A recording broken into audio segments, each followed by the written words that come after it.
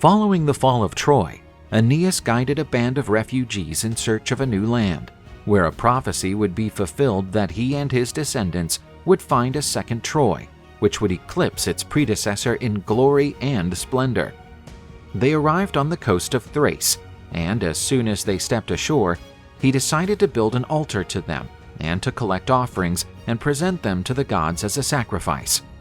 When Aeneas picked wildflowers to adorn the altar of the gods, he was surprised to see blood dripping from the stems of the plucked flowers, and was afraid he was violating the garden of a dryad.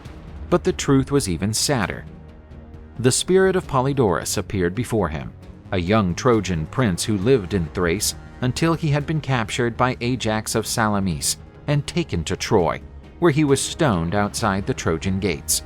His spirit returned to Thrace to rest in the last place where he had been happy. The boy's ghost urged Aeneas to leave that land, as the Thracian king was no longer a Trojan friend. He would only find ruin if they stayed on those parts. Before leaving Thrace, Aeneas held a ritual in honor of the prince whose life had been cut short so early. Facing enemies on almost every side, the Trojan survivors were unsure if there was any land that would welcome them, and so was the goddess Leto, who wandered for a long time in search of a place that would accept her children Phoebus, Apollo, and Diana as their homeland. They headed for the sacred island of Delos. There, Aeneas and his old father sought answers from the oracle of Apollo. They were greeted by the king of Delos, who was also the chief priest of Apollo's temple. Aeneas and his father left Delos after having heard the oracle, telling them that they would have to make their way to the land of their remote ancestors.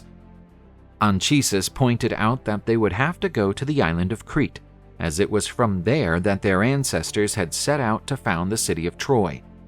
Once in Crete, they founded the city Pergamon, and it appeared that they had found the promised land. There they built temples and palaces, but their true destiny was not to live on the island where the great Jupiter had been raised. A terrible drought devastated the crops, and disease began to spread among the Trojans. Many of them died during these harrowing days on the island of Crete. The people appeared to their leaders for an answer, but Aeneas failed to find a solution to their plight. He ordered them to get ready, as they were to return to the island of Delos in search of an answer. However, that same night while he was sleeping, Aeneas was paid a visit by the Trojan gods, among whom was Teucer, his ancestor who had given rise to the Trojan lineage.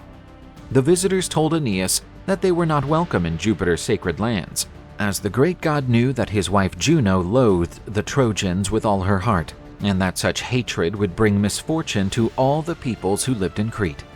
The deities informed him that the Trojans had come to the lands of the wrong ancestors.